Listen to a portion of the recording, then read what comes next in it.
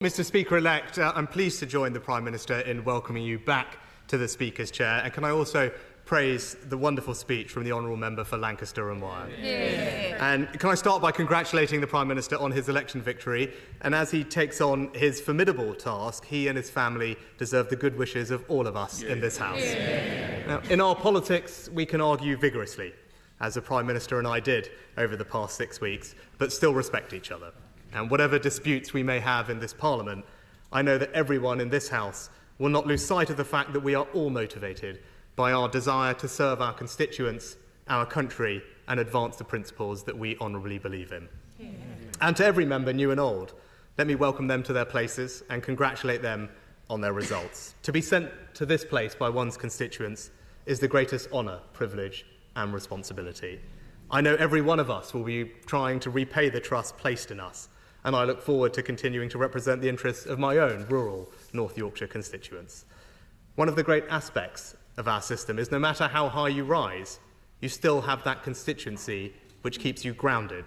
And my advice to all members is to appreciate the role that you have every day that you have it.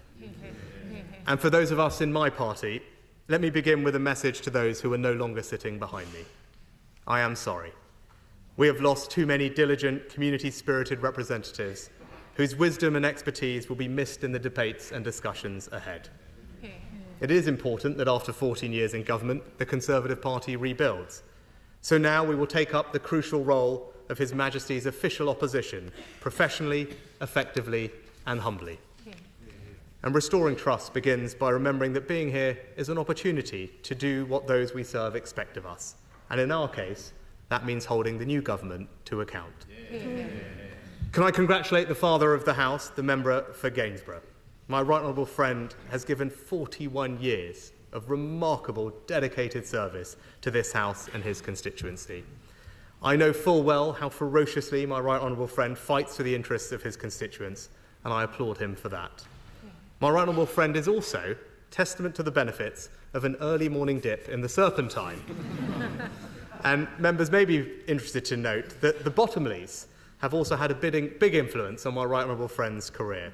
It was in 1974 that my right honourable friend ran against Arthur Bottomley in Middlesbrough in his first effort to enter this place. And today, he takes over from Sir Peter, who will be missed.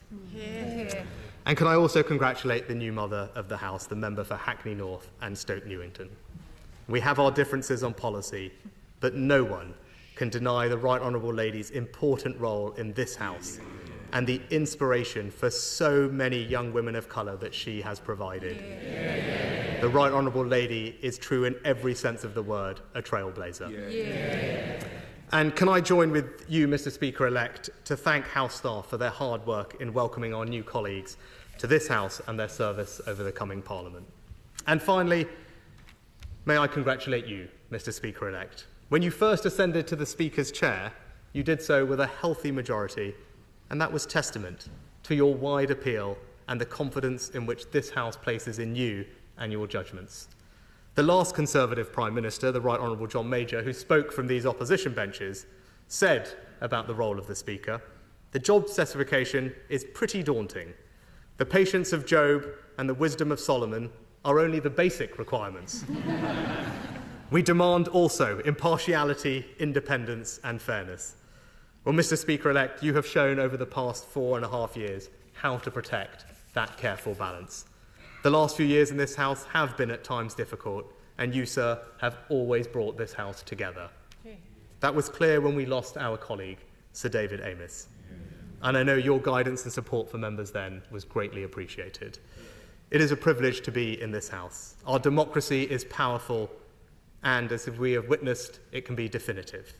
But I know that this House will, true to its best traditions, hold the executive to account.